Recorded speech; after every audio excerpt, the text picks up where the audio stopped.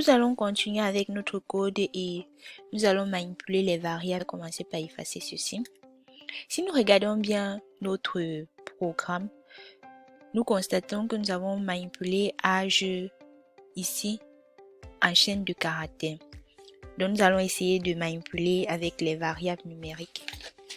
Je vais commencer par commenter âge ici à ce niveau. Et je vais mettre âge égale 30. Je vais lancer mon programme. Tout fonctionne normalement.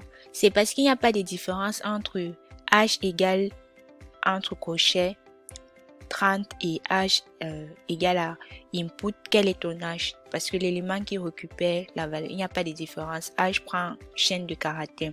Bon, ici nous allons essayer de manipuler âge avec un nombre numérique. Et pour arriver, je vais commencer par, vu qu'on va faire les tests, ça va être mieux de mettre un nom fixe. Titi. Bon. Et ici, je vais mettre à âge 20.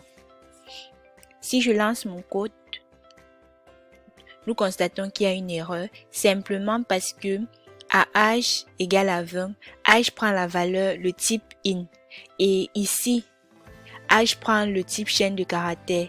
Si je mets à ce niveau, bon, je vais essayer de convertir ceci en chaîne de caractères.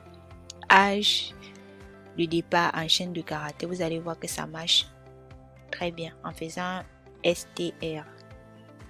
Je lance mon code. Vous voyez, ça fonctionne parfaitement. Si je regarde le type de nom, c'est print entre parenthèses, type entre parenthèses. Je vais lancer.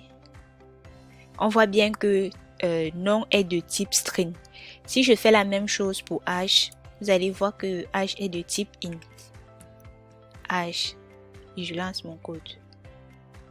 Âge est de type int. Donc pour convertir un nombre en chaîne de caractères, il faut juste mettre un str devant.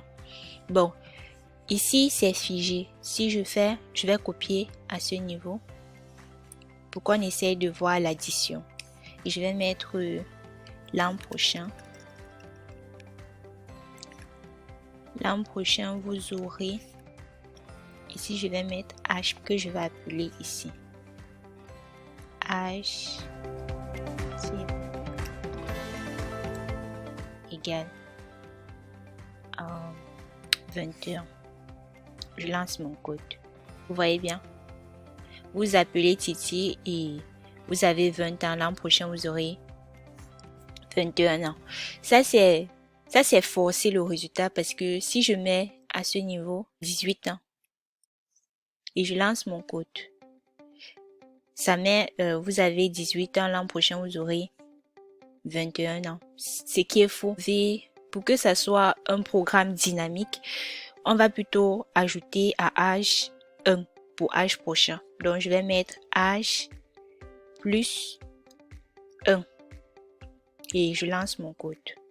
Tout fonctionne normalement. À ce niveau, nous venons de manipuler les chaînes de caractères et les nombres. Nous devons savoir qu'il existe aussi d'autres types, comme le type float, qui sont les nombres à virgule, par exemple 1.5, 1.2.4. En fait, les nombres à virgule, il y a toujours des points. Et nous avons aussi les types booléens qui sont vrais ou faux. Ça, ce sont les types booléens.